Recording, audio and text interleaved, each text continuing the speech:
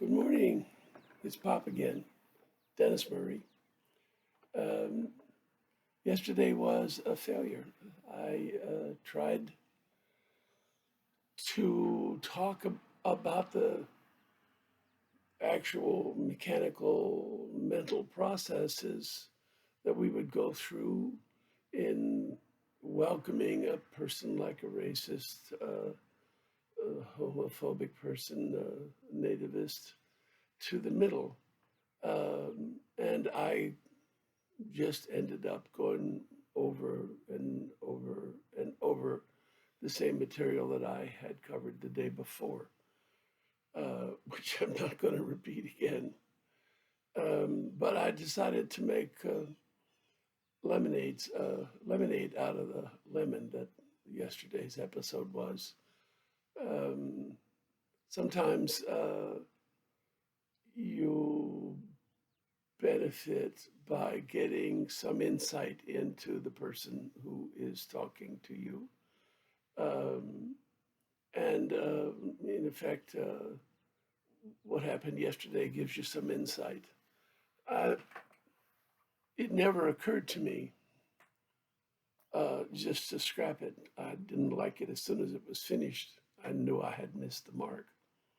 I was kind of disappointed. Um, and I really don't like to, ramble on over the same thing and not develop it as I had intended to do. But it never occurred to me just to throw it out and do it over. Um, I had spent a fair amount of time trying to prepare for yesterday and felt like that's what I had. So that's what you got. Um, I'm actually, this is an odd phrase to use, my wits are slow. I'm slow witted. Um, it sometimes takes me quite a while to come to what is reasonably obvious to others. And it's just, the way my whole mental attitude is. It just moves pretty slowly and keeps going over things and tries to get better and goes back and tries again. But, decades roll by and I know people that get more done in a year, than I get done in a decade. And I know a lot of people get more done in a day than I get done in a month. Um, but you have to come to terms with, your strengths and your weaknesses. Um, so, a lot of people are relatively skillful at uh, doing things, and so they spend much of their days doing things. Um, the flip side of my not being all that quick to figure things out is I don't get much done, so I spend a lot more time thinking about things than doing things. You know, different strokes for different folks. So, how do we welcome racists to the center? Um, what mental processes do we go through? What judgments, if any, do we make? Um, does it matter? The facts of the case. Um, is this particular racist open towards entering the middle, as in, has he or she made some effort to live the awe inside them? Or have they turned against the awe and against other people and really are not at all open to the middle? I mean, does that make a difference? Are we talking about a theoretical approach? I mean, is this, sort of college freshman conversation about, life when we haven't lived a lot of it?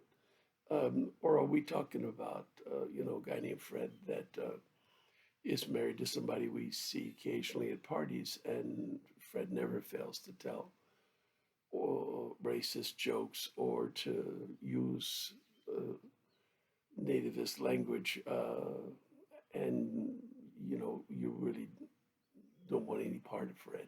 Um, so my answer to all of these questions that I tried to ask and discuss yesterday is um, I have to begin with humility. Um, I don't have any set of words uh, that is adequate to these difficult facts. I don't think anybody can write down anything more than the most general kinds of comments about what you, what your mindset should be when confronted with this, that, and the other uh, person who you're struggling to welcome to the middle, and you're trying to figure out how does one do that.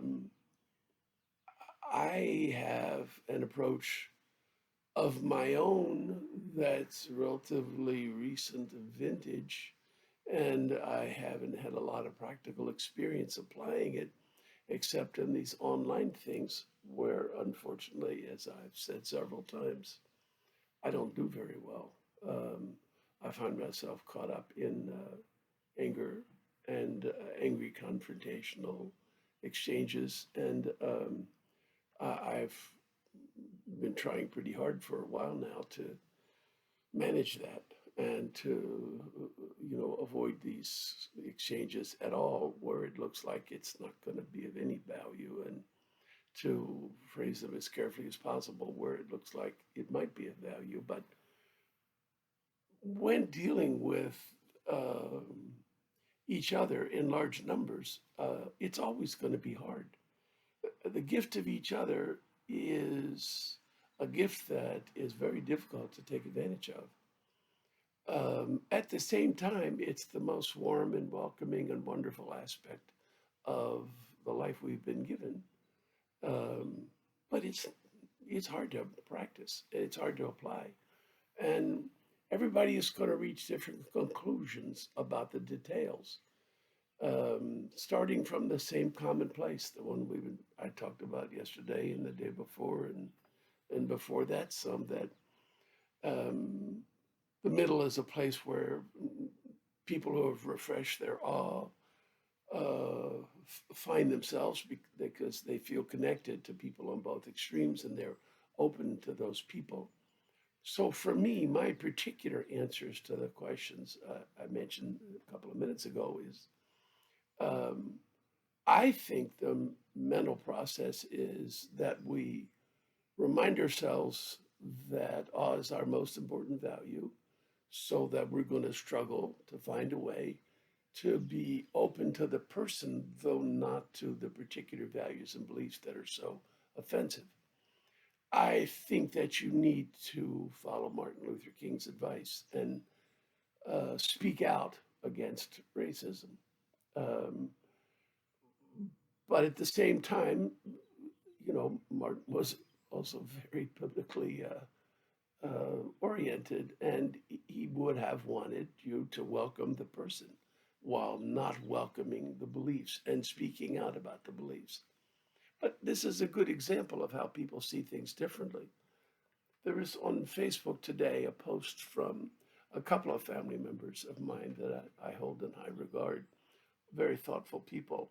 This particular post is a repost of something from oh, a site called, I'm going to have to spell this for you, KATYKATIKATE.com.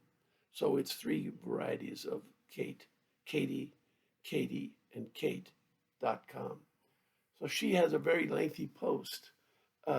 She's apparently a white woman who has ideas about racism and the response that other white people should have to racist events like those in New York City a couple of days ago and in Minnesota, uh, where Chris Cooper was uh, uh, physically unharmed but emotionally assaulted in New York, and George Floyd was killed in Minnesota, by a racist cop.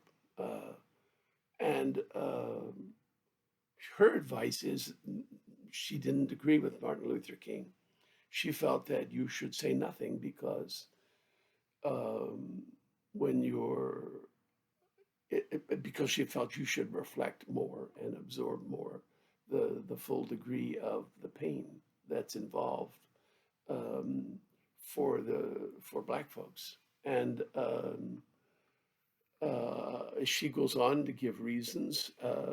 It's a long article, um, but it's worth reading, and it's a very good example of how difficult it is to figure out how best to respond, uh, to be open to people who are racist, open to the welcoming them to the center, but objecting, in my opinion, verbally. Katie says, "No, you wait a while and think," but I think you speak out. But regardless, objecting at some point in some manner to their values and beliefs. But I don't, I can't tell you what you would do in an actual case, especially where somebody's engaging in violence in furtherance of their values and beliefs, because I think physical violence needs to be restrained by the police, and police physical violence needs to be dealt with very sternly at the highest levels of government. We just can't have physical violence visited on people. And it's not time to be talking about welcome to the middle or values and beliefs. In the case of physical violence, the person needs to be restrained. In appropriate cases, the person needs to be confined. Um, we could have a long talk, and we will in the future, about prisons. Um, a whole different thing, and it's not going to be covered in a flip side at the end of a brief presentation. But I think that these are the key points that um, you've got to find your own response. And you can expect that there's going to be disagreement between you and me, and between you and your family and friends. Believe me, not everybody in my family is going to agree with the post that some family members put up by Kate. Um, and uh,